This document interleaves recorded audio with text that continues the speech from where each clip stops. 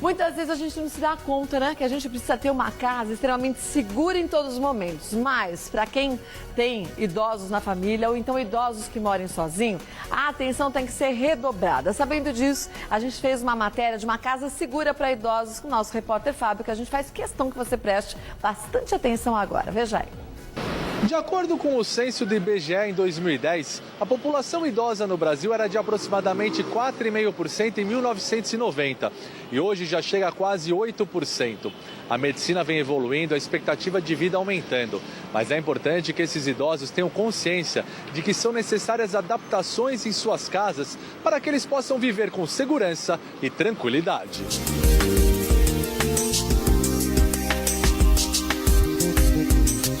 Alessandro, o dado é alarmante. 1/3 das lesões traumáticas de SUS acontecem com os idosos, sendo que aproximadamente 70% são acidentes domésticos, quedas, tombos que poderiam ser evitados?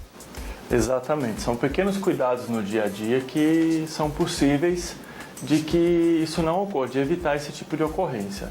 As pessoas, os idosos acima de 75 anos, estão mais propensos a esse tipo de ocorrência dentro dos seus próprios lares. Pequenos cuidados no dia a dia, como por exemplo, a iluminação de forma mais clara possível, os móveis assim afastados uns aos outros de forma que eles possam se movimentar dentro da residência sem tropeços, sem esbarrões e mais alguns cuidados no dia a dia que nós vamos mostrar aí para vocês. Nós convidamos a dona Desi e o seu José. Ambos já estão na faixa dos 70 anos, então devem tomar esse cuidado em suas residências.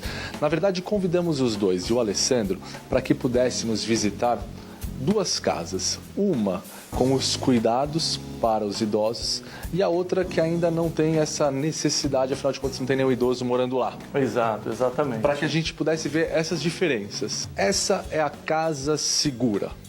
Então vamos ver o que é que está correto aqui dentro e que os idosos devem levar em consideração nas mudanças que irão fazer em suas residências. Olha, aqui o correto é a altura do sofá, 50 centímetros aproximadamente a distância do chão, de forma que ao levantar o esforço seja mínimo realizado. É importante que vocês saibam que a mesa de centro ela deve ser de formato arredondado, de forma que evite arranhões, raspões, mesmo que vocês se machuquem, tá? É importante, Sr. José, que o tapete não escorregue, seja colado ao chão, de forma que vocês não escorreguem. Ele deve ser fixo com fita dupla face nas laterais do tapete, de forma que ele fique preso ao chão. A altura do rack não deve ultrapassar também 50 centímetros, de forma que os senhores não tenham que abaixar muito ou levantar alturas maiores para poder retirar algum objeto. A mesa de jantar, ela deve ser redonda ou, se não redonda, preferencialmente sem bordas quadradas.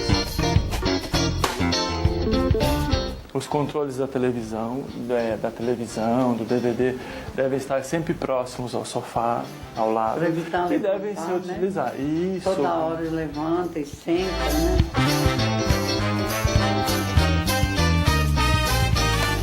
E agora nós viemos até uma outra residência que não tem as adaptações necessárias para que os idosos possam viver com mais segurança. O que é que está faltando aqui? A primeira coisa que a gente observa quando nós chegamos é a questão dos tapetes. Os tapetes deslizam sobre o piso, o que pode causar queda. O piso não possui antiderrapante, é um piso bem encerado, bonito, mas altamente escorregadio. O sofá, esse sofá está sem o apoio, sofá mais alto, altura superior a 50 centímetros, o que dificulta o movimento de levantar. E da mesma forma o rack, dificulta os movimentos tanto para abaixar quanto para levantar.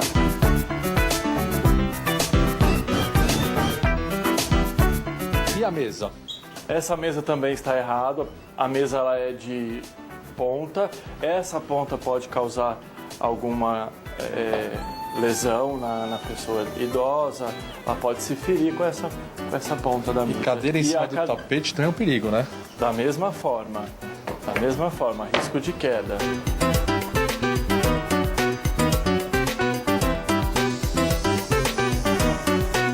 E o que torna uma cozinha mais segura para os idosos? A cozinha não tem nada muito diferente, a não ser o piso antiderrapante, a altura do fogão, que não deve ultrapassar 80 centímetros, ou a altura da cintura, e da mesma forma a pia, que não deve ultrapassar 80 centímetros de altura, de forma que os movimentos bruscos sejam evitados. Tem outro ponto interessante que você chamou a atenção antes da gente começar a gravar, que é a soleira, né?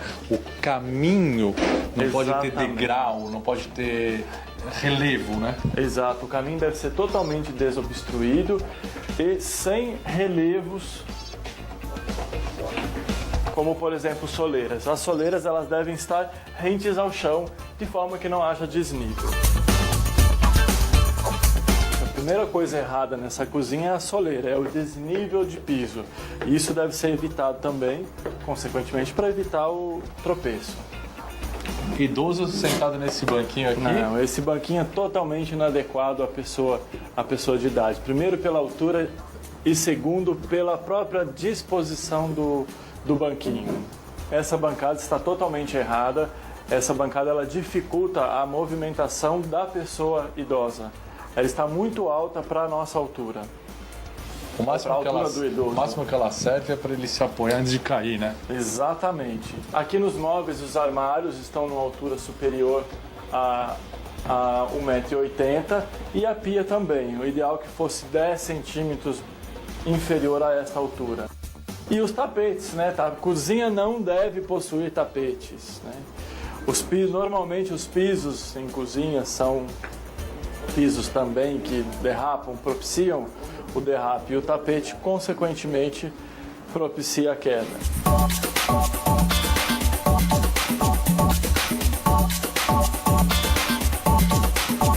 O maior índice de quedas dentro do domicílio ocorre sempre no banheiro.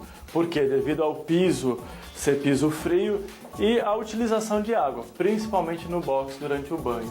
Para isso é importante que tenha barras, que sejam adaptadas barras de segurança, de forma que o idoso possa se segurar durante o período em que ele se banhar. Da mesma forma com os tapetes. O tapete deve ser tipo bolha, de forma que ele não deslize. O vaso sanitário, a altura padrão, não deve ser nem mais alto e nem menor. A pia não deve ultrapassar 90 centímetros e deve ser desobstruída embaixo, de forma que a posição possa ser encaixada sem que ele corra o risco de tropeço. Bom, aqui nesse banheiro que nós podemos ver, não existe barra de apoio, o que de certa forma dificulta aí a segurança dessa pessoa idosa. Não possui também tapete, aquele do tapete tipo antiderrapante, e esse tapete que não deve ser utilizado. Esse tipo de bancada também não é ideal devido à altura da lavagem das mãos. Ela ultrapassa 1,60 m. O que você aprendeu disso que a gente viu hoje? Eu aprendi, tem grande diferença, né? Entre uma e a outra, né? Tem, porque aquela lá tá bem adaptada. E essa aqui? Essa aqui, é como eu disse, né? Ela tá linda, mas adaptada, não. Você se sentiria um pouco desconfortável em morar numa casa que não tem essas adaptações? Teria um pouco, sim. Teria dificuldade, bro. Um pouco de receio.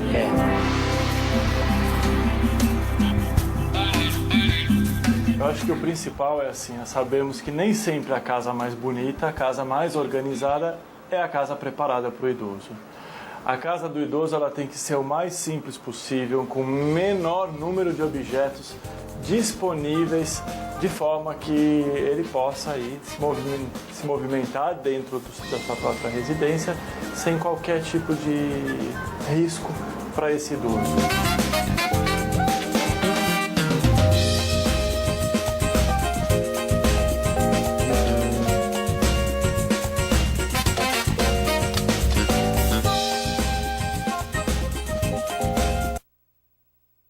Olha, eu comentava com a Mama há pouco e comentava com a nossa convidada agora, a Zuki, que não tem nada a ver com a casa do idoso, mas a gente comentava o quanto que a gente tem que tomar cuidado quando a gente vai montar uma casa, principalmente quem tem idosos que morem sozinhos. Eu digo que morem sozinhos, o cuidado tem que ser redobrado, porque se um acidente acontece, a pessoa está só. E aí quem vai ajudar? E sabe aquelas toalhinhas que às vezes a gente tem mania de colocar nos móveis, ou tapetinho aqui, tapetinho acolá? Você viu só? É hora de esquecer isso tudo, ter uma casa muito mais segura, que é isso que importa.